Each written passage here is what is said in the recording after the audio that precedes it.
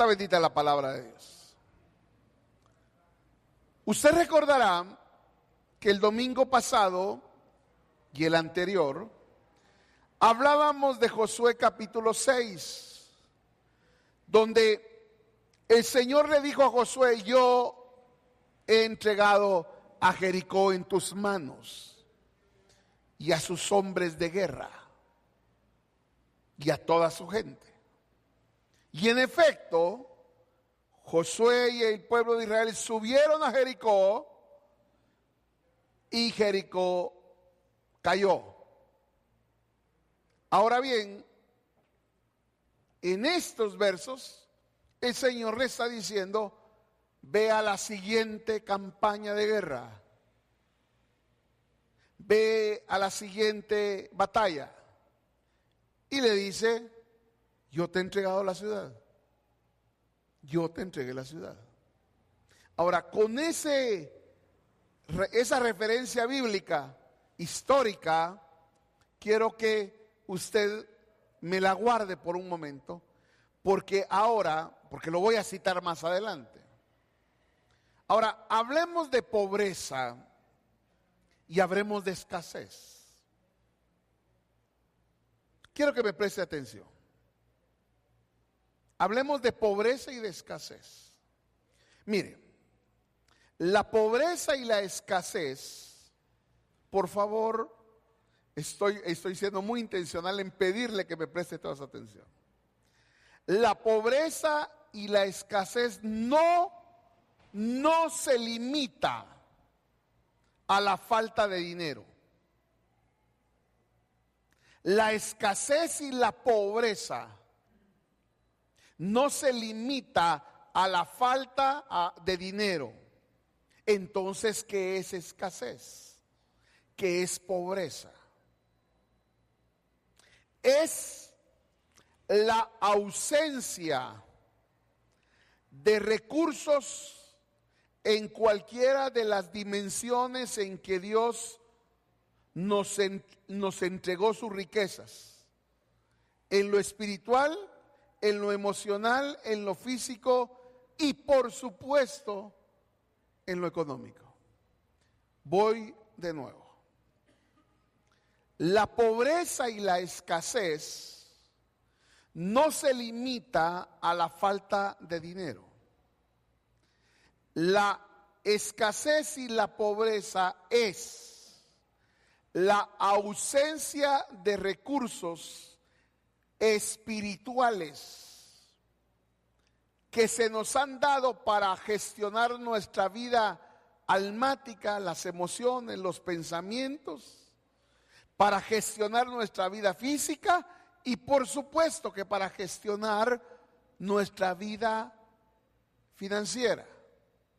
Porque el Padre nos entregó la capacidad a todos nosotros de gestionar la vida aquí y ahora. Lo vuelvo a decir. El Padre a sus hijos, ¿cuántos hijos hay acá? Si usted es hijo de Dios, el Padre le entregó a usted una serie de recursos espirituales. ¿De recursos qué? Espirituales. Que le permiten a usted y a mí el gestionar nuestra vida en el alma, en el cuerpo y por supuesto el asunto financiero. Por lo tanto, usted en Cristo tiene todos los recursos necesarios para gestionar cualquier crisis. ¿Está conmigo acá? Levánteme la mano si está aquí conmigo. Mire pues, la escasez y la pobreza no es la ausencia de dinero, sino la escasez y la pobreza es la ausencia de recursos espirituales que el Padre ya me dio en Cristo Jesús para que yo resuelva cualquier crisis en mi vida y gestione los asuntos de la vida. Por eso el apóstol Pedro dijo que todo lo que necesitamos para la vida y para la piedad ya se nos, ¿qué? Fueron dados, no se nos van a dar por su divino poder y gloria. Entonces, hermano amado, la escasez y la pobreza, ¿dónde operan? Operan, hermano amado, en un alma a través del doble ánimo. Pero no solamente a través del doble ánimo, sino a través de vivir en ruinas de la vieja criatura, en el anatema, es decir, que aquello que debió haber muerto lo dejamos vivo, y opera en la codicia. Por favor, ¿dónde opera la pobreza y la escasez? ¿Opera en el doble ánimo? ¿Vivir en las ruinas espirituales? ¿Tener anatemas y ser codicioso? De todo esto espero que Dios me dé el tiempo para hablarlo, y si no, vamos a llegar a donde corresponde y partimos del tema. Ahora bien, la oración sirve para identificar lo que me hace vivir a mí en escasez y pobreza espiritual. Y la escasez y la pobreza espiritual es la ausencia de aquellos recursos que Dios ya me dio a mí para que gestione la vida y resuelva las crisis que pueda tener. Entonces usted me va a hacer una pregunta ahorita. Pastor, ¿qué es realmente la pobreza entonces? Porque cuando escuchamos de pobreza, nuestra mente rápidamente y de forma automática piensa en cuentas bancarias, piensa en deudas acumuladas, piensa en facturas sin pagar. Porque eso hacemos. Pensamos en pobreza y pensamos en escasez. Y rápidamente pensamos en cuentas bancarias, en deudas acumuladas y en facturas sin pagar. Pero hoy no nos vamos a quedar con ese concepto solamente, sino vamos a hablar, hermano, que la pobreza, y voy de nuevo porque soy maestro, perdónenme, pero a mí me gusta enseñar. La pobreza no se limita a la falta de dinero. Vuelvo de nuevo, hermano. La pobreza es la ausencia de recursos en cualquiera de las dimensiones que Dios te entregó en lo espiritual para gobernar en tus emociones, en tu cuerpo y en tu vida financiera. Entonces, Pastor Melgar, usted está diciendo que la pobreza es la ausencia de los recursos que Dios ya me dio. Sí, eso es pobreza. Ahora, antes de leer Efesios 1:7, si usted puede irlo a empezar a buscar.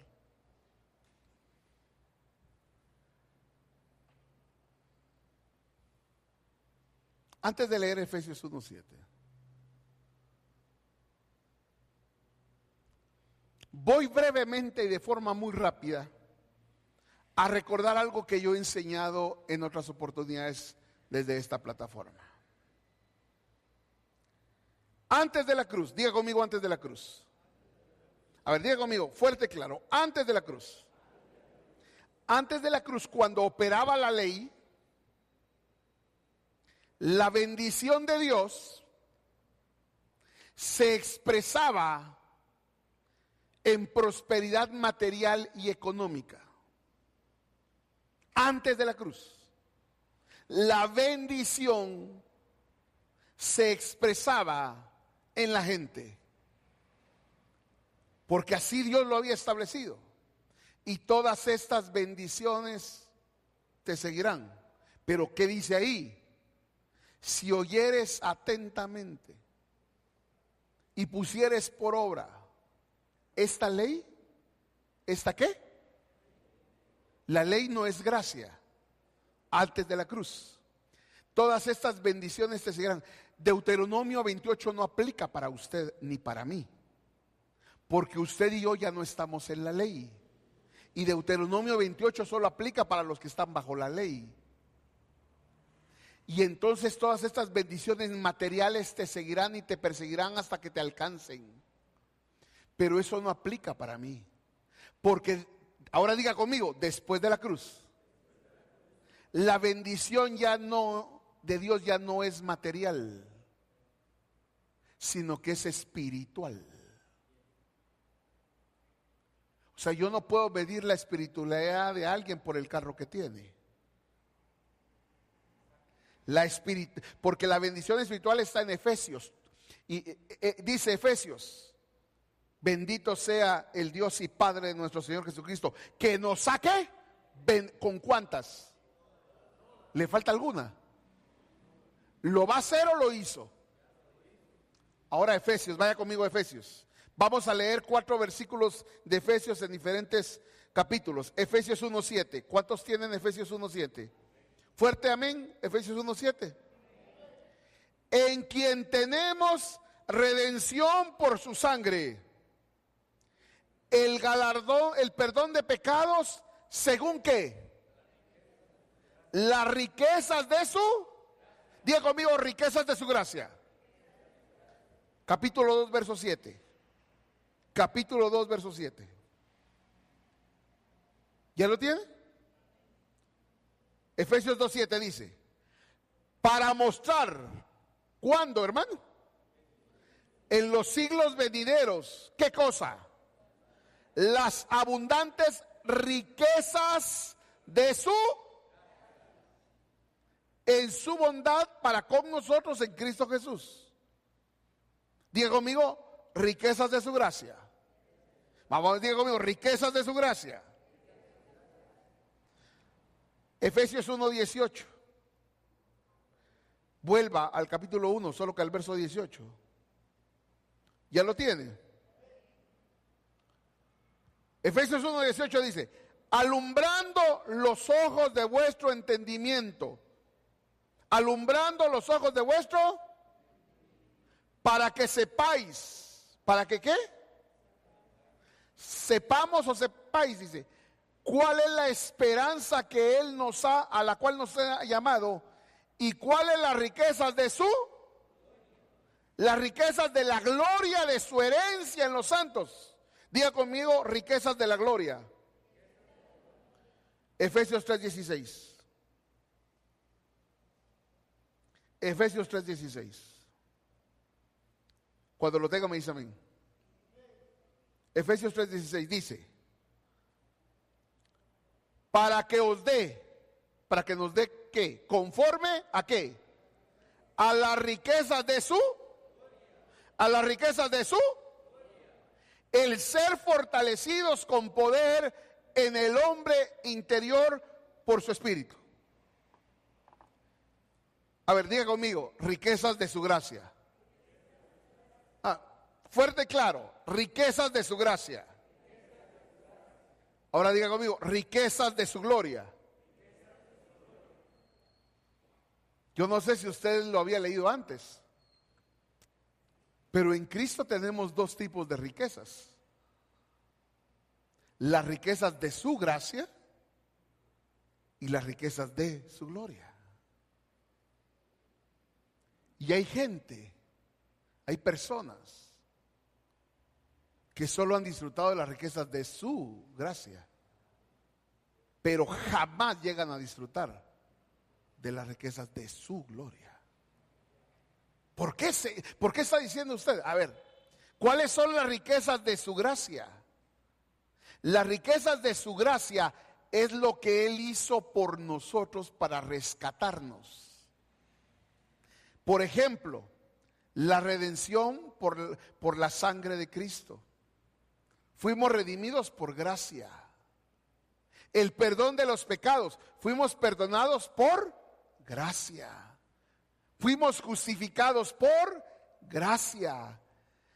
Fuimos salvados por gracia. Fuimos adoptados como hijos por gracia. Tenemos acceso al Padre por gracia. Somos reconciliados con Dios por gracia. El favor inmerecido de Dios por gracia. Entonces, ¿qué es gracia? Las riquezas de su gracia es lo que Dios hizo por nosotros para rescatarnos.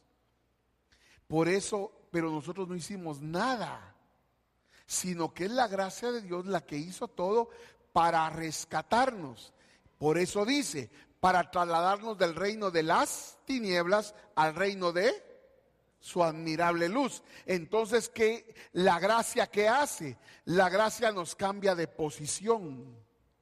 Antes estábamos muertos, ahora estamos vivos. Antes estábamos en las tinieblas, ahora estamos en la luz. Su gracia nos dio una nueva posición. Esa posición es la de ser hijos de Dios.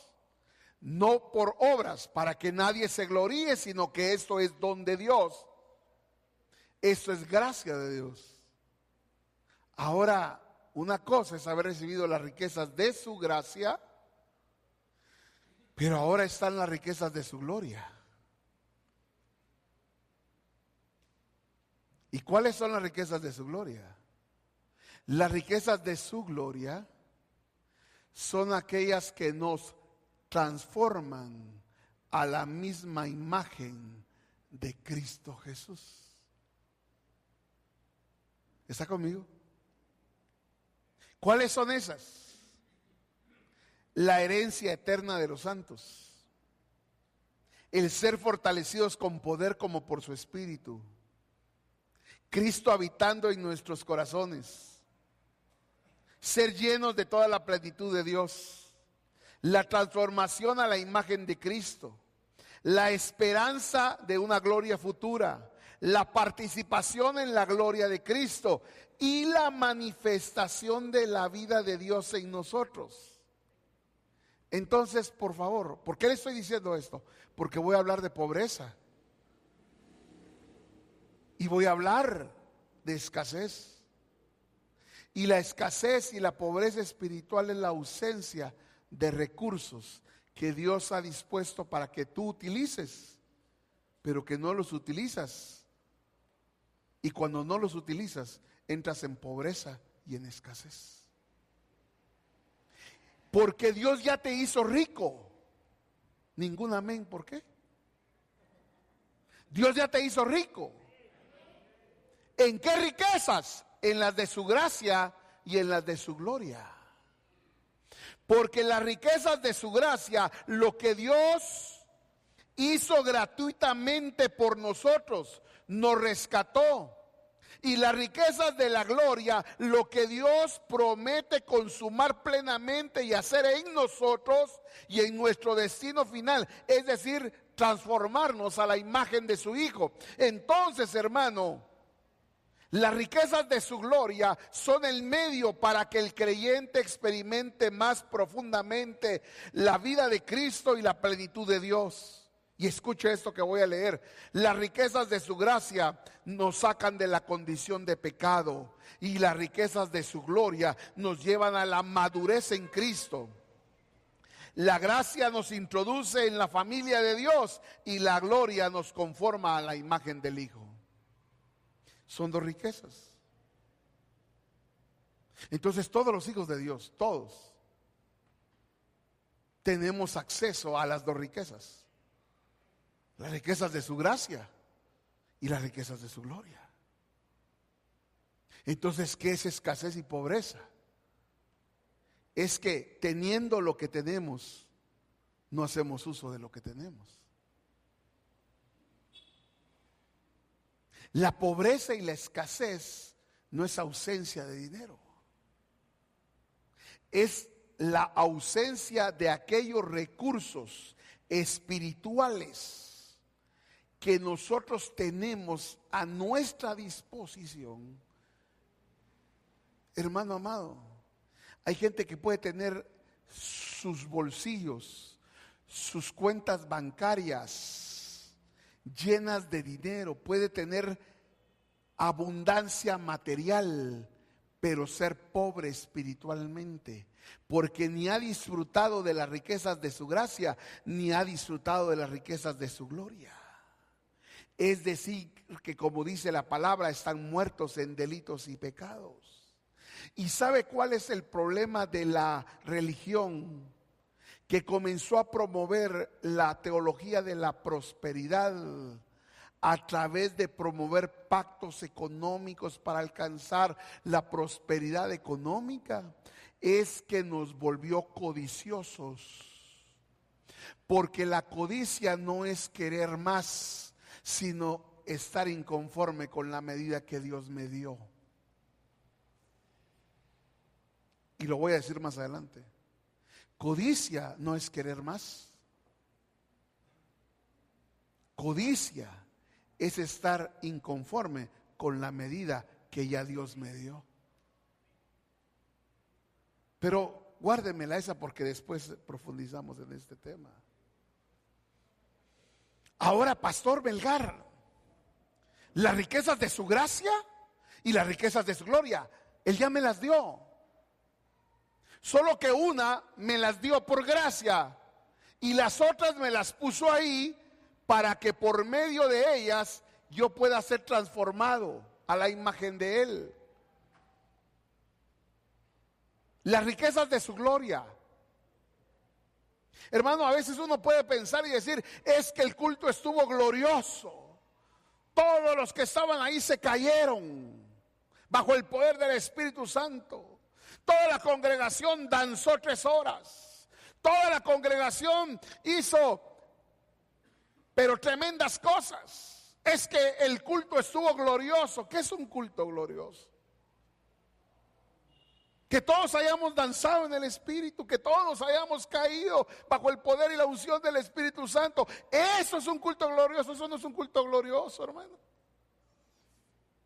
Porque, hermano, yo puedo caer bajo ese concepto de culto glorioso, hermano, y levantarme y ser el mismo pobre y escaso espiritualmente. Solo me emocioné un rato. Es que usted es mataunción, pastor, hermano. Es que tenemos un concepto muy equivocado de lo que es la gloria de Dios. La gloria de Dios es aquello que me forma. ¿Sabe dónde usted va a ver la gloria de Dios? En medio de la tribulación. ¿Sabe dónde va a ver la gloria de Dios? En medio del proceso. ¿Sabe dónde vamos a ver la gloria de Dios? En medio de la adversidad. ¿Sabe dónde vamos a ver la gloria de Dios? En medio de los procesos difíciles. ¿Por qué? Porque esa leve peso, esa tribulación producirá en vosotros un mayor.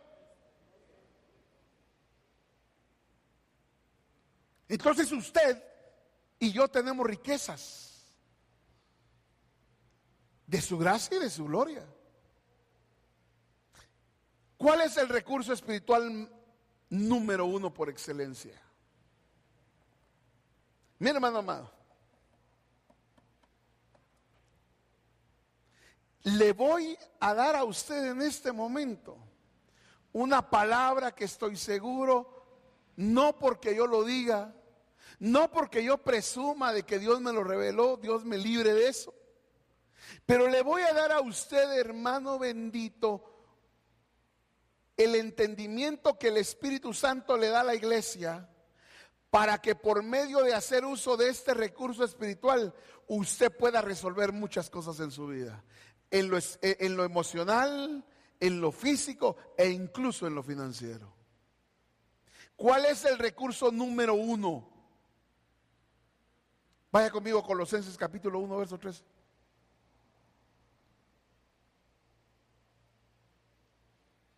Colosenses 1, 13, 14.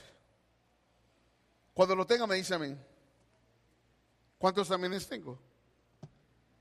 Colosenses 1, 13. ¿Lo tiene? Dice la palabra: el cual nos ha librado ¿de qué? De la potestad de las tinieblas. A ver, hermano amado, el cual nos ha librado de la potestad de las tinieblas y nos ha trasladado al reino de su amado Hijo, en quien tenemos, ¿qué cosa? Redención por su sangre, y el perdón de pecados. ¿Cuál es el recurso número uno para dejar de ser escaso y pobre? El perdón. Diga conmigo, perdón. Ahora, por favor, no estoy hablando del perdón que usted da. No. El mayor recurso espiritual para quebrantar la pobreza y la escasez es el perdón que recibimos de Dios. Es decir, que el perdón, ¿sabe por qué el perdón es un recurso importante para quitar la escasez, importante para quitar la pobreza espiritual? Yo recuerdo lo que dice un salmo: mientras que encubrí mi pecado, mi cuerpo se iba marchitando. ¿Lo recuerda? Ahora, el recurso más importante que un hijo de Dios tiene es el perdón.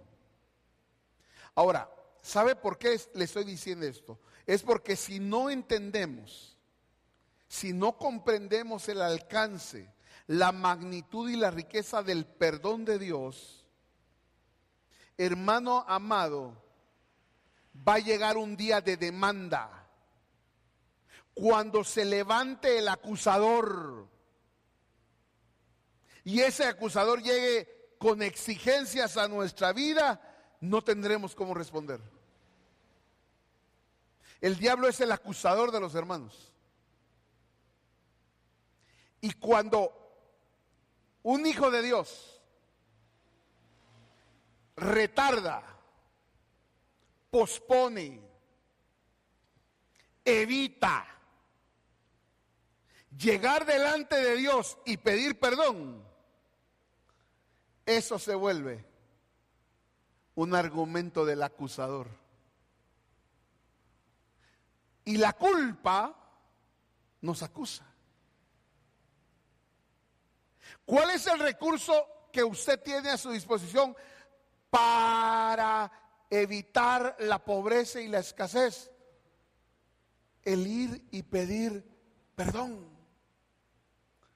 Porque por su sangre tenemos redención y perdón de pecados. Es decir, hermano, la pobreza no es solo ausencia de dinero. ¿Sabe qué es pobreza? Es no saber lo que usted ya tiene. Por su sangre fuimos redimidos. Tenemos redención y perdón de pecados. ¿Por qué muchas veces entro en escasez y en pobreza? Porque como lo dijo el salmista, mientras que encubrí mi pecado, mi cuerpo se iba debilitando. Es decir, que el mayor recurso que tiene un hijo, el mayor recurso el que tiene una persona en Cristo, para destrabar, para quitar, para someter la pobreza y la escasez espiritual, es ir y pedir perdón. Porque en su sangre tenemos redención y perdón de pecados. Por eso, hermano amado, usted puede tener, hermano, todas las cosas habidas y por haber de forma material. Usted puede tener, hermano, y ser muy capaz en lo que usted hace. Usted puede tener una serie de cosas, pero muchas veces la falta de perdón lo hace vivir en escasez y en limitación. La semana pasada yo hablé del doble ánimo. Y el doble ánimo es el enemigo que no se ve, pero sí se siente. Israel tuvo un problema en Canaán. Había ganado la batalla contra Jericó. Pero cuando llegó a Jai, hermano amado, mire,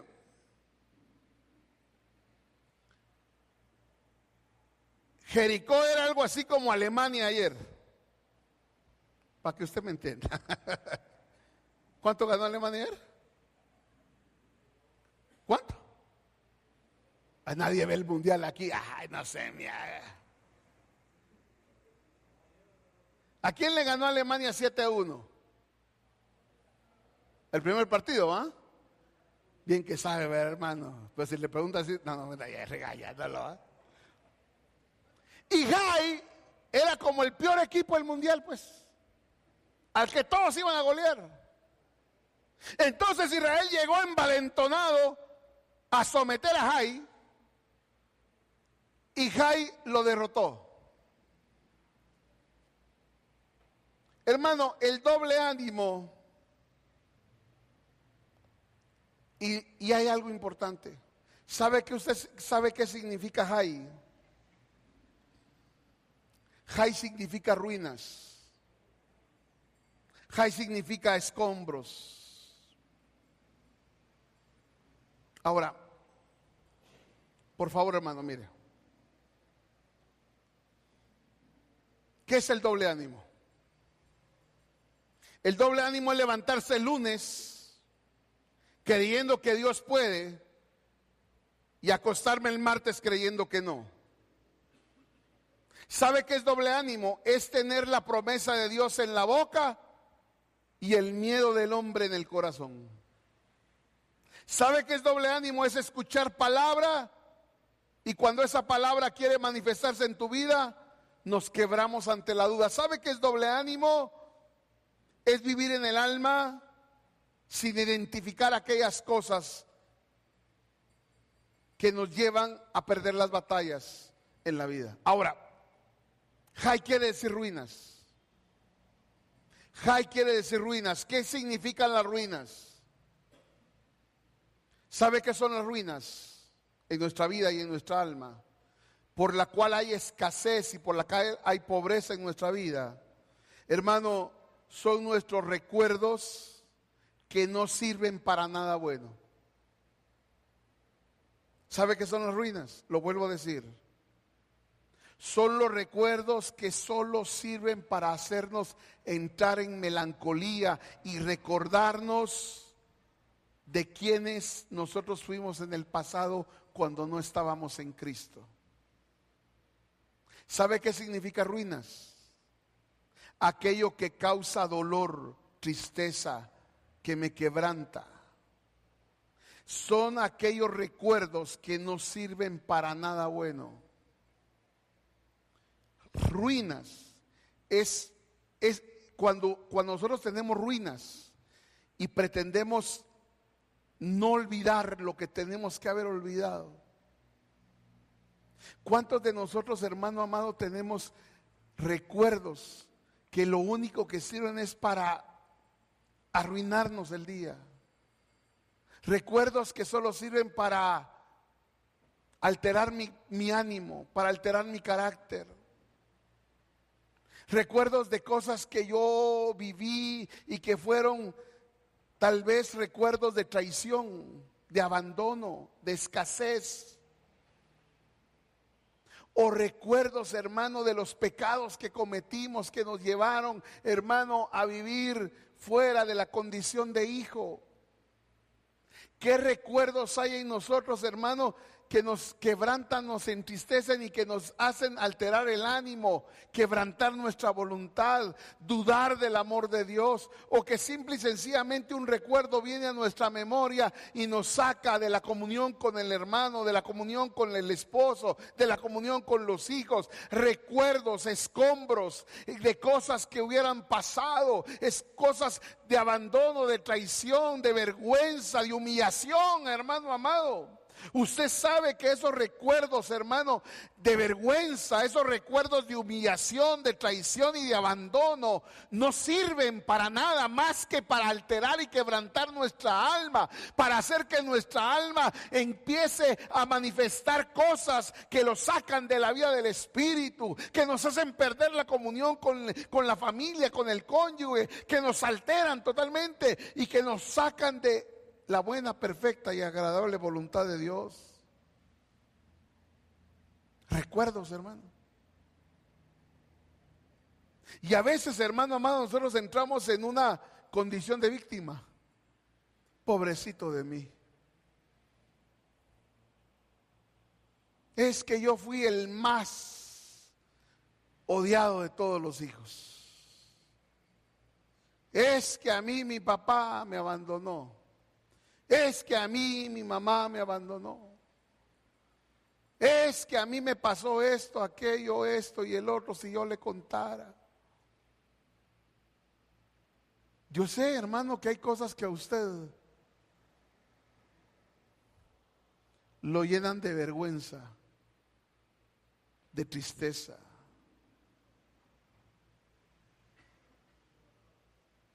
Yo sé que hubo gente que a usted la humilló, a usted lo humilló, lo traicionó, lo abandonó.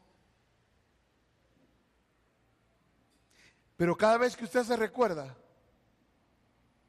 no es para nada bueno. ¿Por qué lo recordamos? ¿Por qué nos gusta estar masticando ese chicle que no tiene sabor?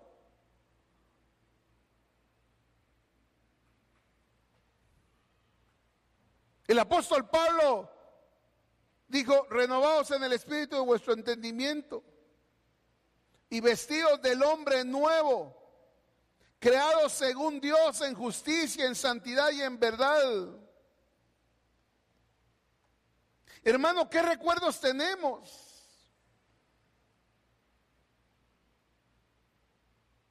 No, y tal vez voy a corregir acá. ¿Qué recuerdos apapachamos?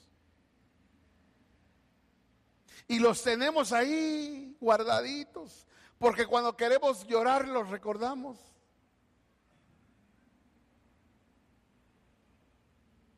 Si bien es cierto, hemos disfrutado de las riquezas de su gracia, si bien es cierto, hemos sido regenerados, nuestra alma, hermano, todavía está peleando, todavía está buscando una solución y no podemos identificarlo.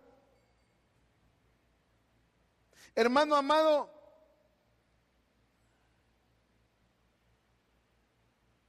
lo que voy a decir es un ejemplo. No pretende evidenciar a nadie, simplemente es un ejemplo. Hay personas que van a todos los retiros de la iglesia, leen el devocional cada mañana, comparten el versículo en sus WhatsApp, pero en su casa, con su cónyuge, siguen reaccionando igual que hace 10 años.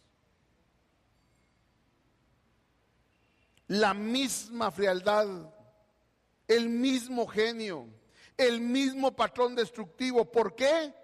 Porque las ruinas del alma no se resuelven con actividad religiosa, se resuelven con identificación y con oración. Hermano amado, la gloria de Dios no desciende sobre ruinas. Imagínese usted, hermano, que quisiéramos construir un edificio nuevo, maravilloso, portentoso, sobre una ruina. Imagínese usted que hay una casa que tiene mucha antigüedad, que ya vive en ruinas, que está en ruinas, y usted quiere levantar un edificio con columnas, con zapatas, edificio alto, sobre una ruina. No se puede, lo echa a perder. ¿Sabe por qué muchas veces no recibimos el peso de gloria, el cabot de Dios? Porque tenemos ruinas en nuestra vida.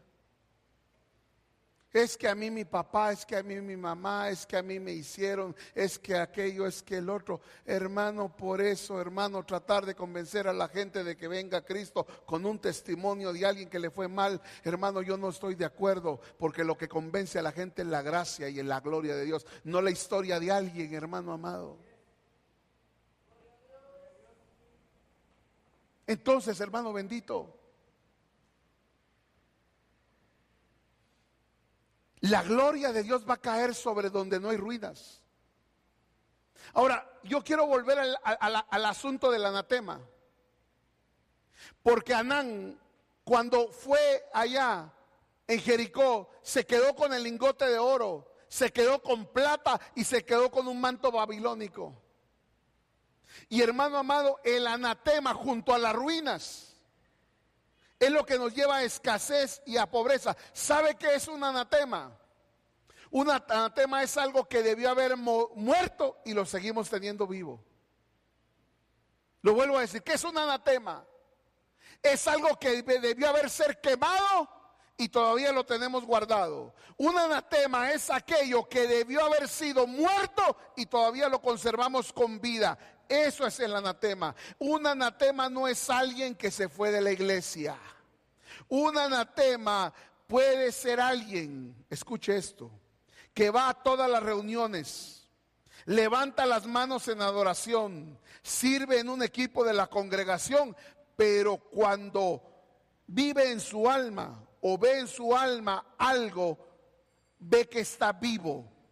Y a esas alturas ya debió haber sido muerto. ¿Qué es un anatema, hermano? Es la mentira que no se confiesa. ¿Qué es un anatema? Es la amargura que lleva años guardado contra alguien de su familia. ¿Qué es un anatema? Es la relación que existe en el WhatsApp, en el teléfono, cuando ya debió haber terminado. ¿Qué es el anatema? Son las impurezas que se llevan en secreto y que no deben ser nombradas entre los santos. ¿Qué es un anatema? Es algo que debió haber muerto y sigue vivo, camuflajeado entre las ruinas. Un anatema es algo que debió haber muerto y sigue vivo. Agarre su Biblia y vaya a Colosenses 3:5.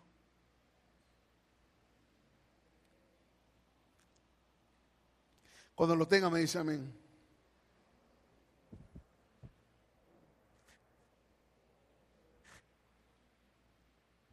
Colosenses 3:5. ¿Ya lo tiene? Hacer morir pues, ¿qué cosa? Lo terrenal en vosotros, fornicación, impureza, pasiones desordenadas, malos deseos y avaricia, ¿qué son? ¿Qué son? Idólatra no es el que va con un ídolo a rendirle culto. Idólatra es aquel que vive en fornicación, impureza, pasiones desordenadas, malos deseos y avaricia, que es idolatría. Pero ¿sabe qué dice aquí? Hacer morir lo terrenal en vosotros.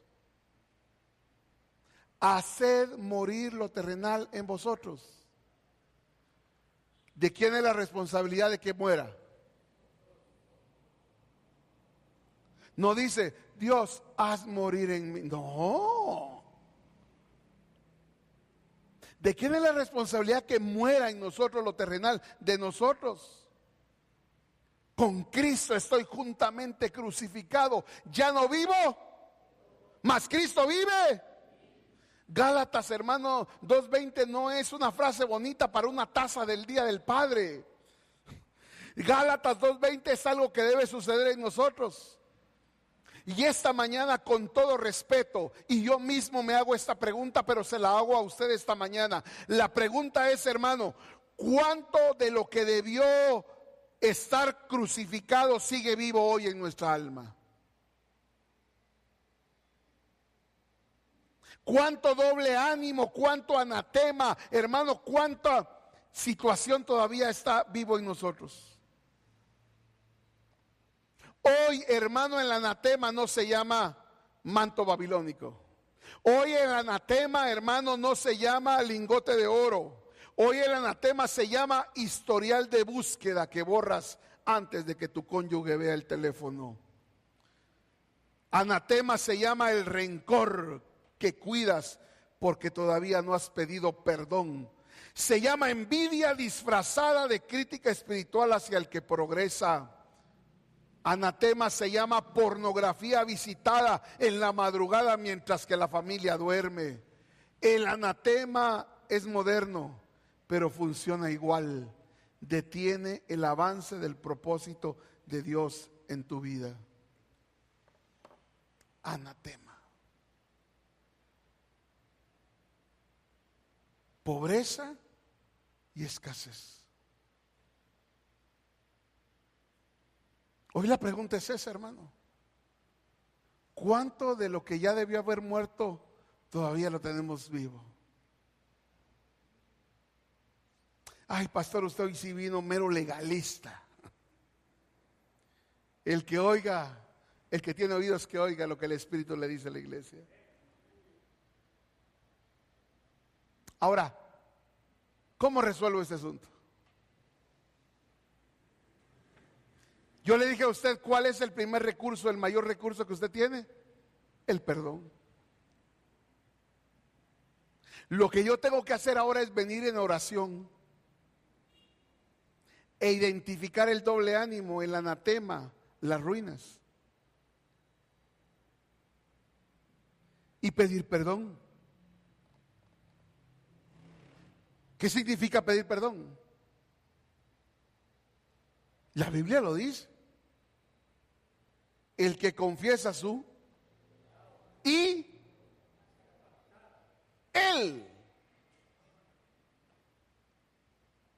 Hermano, este ejercicio yo le pido que usted lo haga en oración, hermano. En oración. Si la misma Biblia dice que el Espíritu redarguye. Y el Espíritu redarguye. Y nos dice, mira ese doble ánimo. Mira lo que tenés ahí abajo escondido. Mira ese anatema. Mira esas ruinas en las cuales vivís. No le eches la culpa al diablo. Si cuando Israel perdió la batalla no fue ausencia de Dios, fue porque tenían un anatema escondido. La confesión, hermano. Mire, la confesión no es vergüenza. Diga conmigo, la confesión no es vergüenza.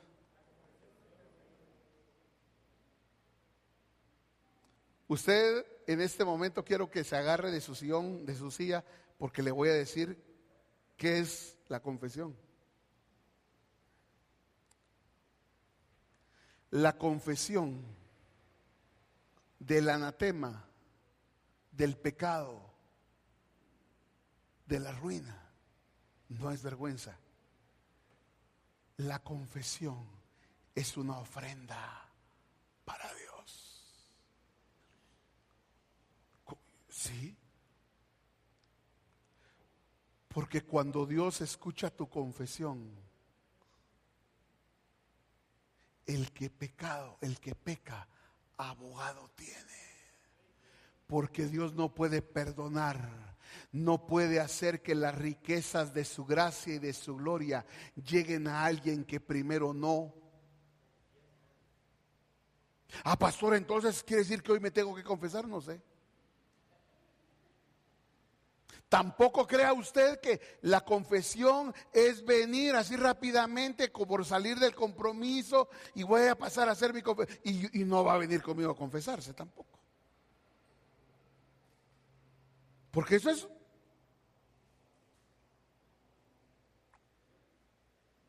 esa confesión es usted y él. La confesión no es vergüenza. Es decir, hermano, cuando hablo de confesión, no me estoy refiriendo a recitar una lista de pecados. Más bien me estoy refiriendo a algo más profundo. Es decir, ampliar el entendimiento de que la riqueza del perdón que Dios ya me dio. Es que el perdón de Dios Él ya me lo dio. ¿Aló? Porque Él ya juzgó al mundo en la cruz.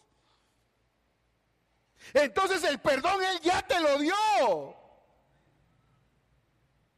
Hermano, el perdón Él ya te lo dio. Él ya te lo dio. Pero ¿por qué no se activa? Porque no has pedido perdón. Entonces, hermano amado, cuando Él perdonó al mundo en la cruz por medio de la sangre de Cristo, ese perdón ocurrió y fue un hecho consumado. El perdón, hermano, se manifiesta en la medida en que aprendemos a usar ese recurso, y el recurso del perdón se activa a través de la confesión. Entonces, hermanos amados, ¿qué quita la escasez y la pobreza? Perdón, pida perdón. Pero usted no tiene que ir conmigo y pedir consejería. No, no, hermano. Esto es fácil de resolver. Acérquense pues al trono de y el ser redimido y tener perdón de pecados es por Yo, hermano amado, le preguntaría, ¿qué tiene que usted resolver hoy delante de Dios? Cuando usted confiesa su pecado, cuando usted pide perdón, hermano, el sacrificio de Cristo se magnifica. Dios no te está dando gracia por medida corta, Dios te lo está dando grande y abundantemente. Las personas que llevan una vida de confesión en privacidad son las que manifiestan humildad en la vida pública. Pero la gente que expresa altivez en lo natural es porque no se confiesa en lo íntimo de su vida. Una persona que desagradecida, no generosa, insensible ante los demás, muestra a claras que no vive en una confesión en lo íntimo. Cuando confesamos nuestros pecados, nos protegemos no es para protegernos de la opinión humana, no es por evitar el ego, es porque eso nos lleva a tener el favor de Dios. En Él tenemos redención y perdón de pecados. Hermanos amados, el perdón no es según la medida de nuestro arrepentimiento, el perdón es según la riqueza de su gracia. Ahora,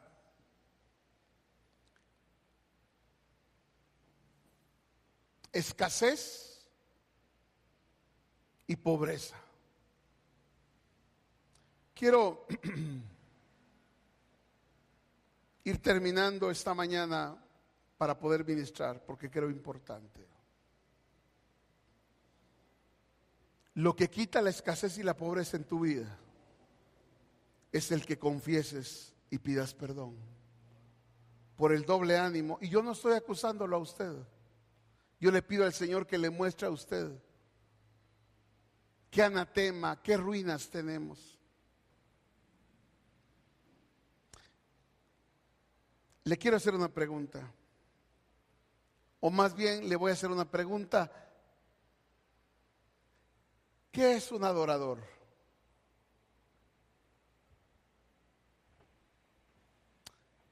Pastor, un adorador es Gaby. Porque Gaby, y junto a Daniela y hermana Gaby, ellos son los adoradores, porque ellos son los que levantan la alabanza. Ese no es un adorador. ¿Sabe quién es un adorador? Aquel que trae delante de Dios su anatema, sus ruinas y su pecado. Ese es un adorador. Adorador no es el que Adorador es el que canta. Adorador es alguien que vive una vida permanentemente, que constantemente, que diariamente agrada a Dios, porque su vida vive en una constante confesión para ser agradable. Sabe que sabe usted, hermano amado, que cuando en Jericó llevaron el anatema para ser quemado, eso era ofrenda a Jehová. Cuando Dios pesó la ofrenda, dijo: aquí falta algo. Cuando Dios recibió la ofrenda, dijo: no viene completo. Si yo les dije que quemaran todo y que reservaran esto, pero no viene todo, dijo. Y no estoy hablando de la ofrenda económica, estoy hablando de que lo que se guardó, el anatema, fue lo que no fue quemado. Por eso el apóstol Pablo dice: hermanos, os ruego que por las misericordias de Dios os presentéis vosotros mismos como una ofrenda viva, santa y agradable al Señor, que es vuestro culto racional. Por eso la ofrenda que se presenta delante de Dios de un adorador es una vida que viene a pedir perdón. Ahora le quiero contar, para finalizar, que hay una cosa última que produce pobreza y escasez en la vida espiritual, y es la codicia y la idolatría. Y no me voy a detener mucho porque quiero ir al punto. Recuérdese de la parábola de los trabajadores que llegaron, uno a primera hora, otros llegaron a la hora novena, otros llegaron a la hora, a las 3 horas después, y otros llegaron casi de último. ¿Se recuerda usted? Y a todos les pagaron lo mismo. ¿Se recuerda usted? ¿Me dice sí o no? Sí, se recuerda. Y usted se recuerda que los que llegaron primero se enojaron con los que llegaron de último. ¿Por qué se enojaron? Porque les pagaron igual. Pero ¿sabe cuál fue el pecado de ellos? Codicia. La codicia no es querer más, es querer la medida que no es de Dios. Lo vuelvo a decir. La codicia no es querer más. La codicia es querer la medida que no es de Dios.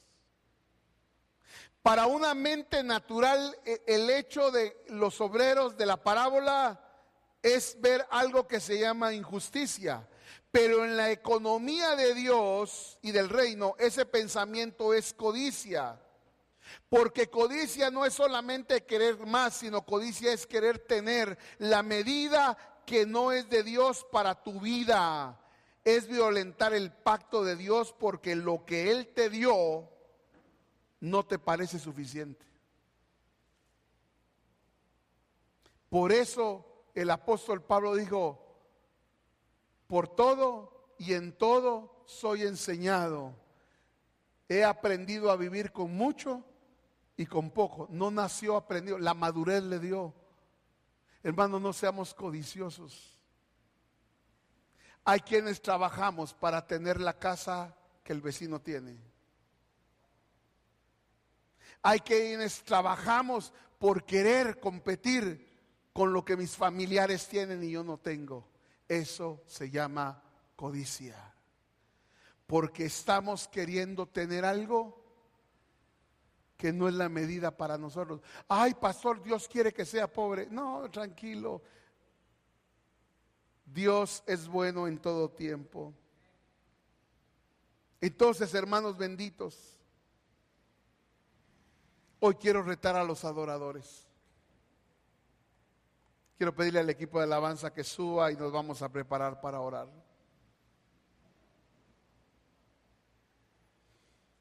Y quiero pedirle a la iglesia que se ponga de pie, por favor.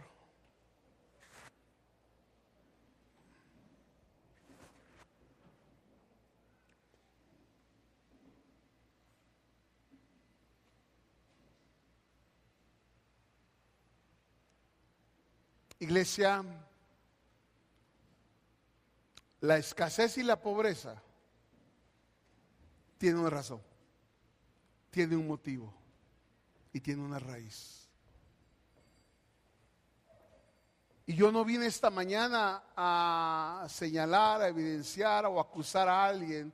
No vine desde la plataforma de la superioridad, de la perfección o de la infalibilidad. Vine como ministro del Señor esta mañana a decirle a usted: la pobreza y la limitación tiene una razón. O es doble ánimo, o es anatema, o son las ruinas de nuestra vida. Pero esta mañana yo quiero pedirle, no por mí, esto es personal y esto es íntimo, esto es individual. Y le quiero pedir que usted lo haga ahí desde su lugar si así lo quiere. Pero esta mañana, hermano amado, debemos convertir nuestra alma, y si en nuestra alma hay anatema, hay ruinas, hay codicia, presentémoslas como una ofrenda. ¿Cómo? Confesando nuestro pecado y pidiendo perdón. Eso no tiene que ser delante de mí. Eso tiene que ser de forma íntima y personal esta mañana. Por favor, nadie se vaya a sentir con la obligación de venir al frente. Esto es personal.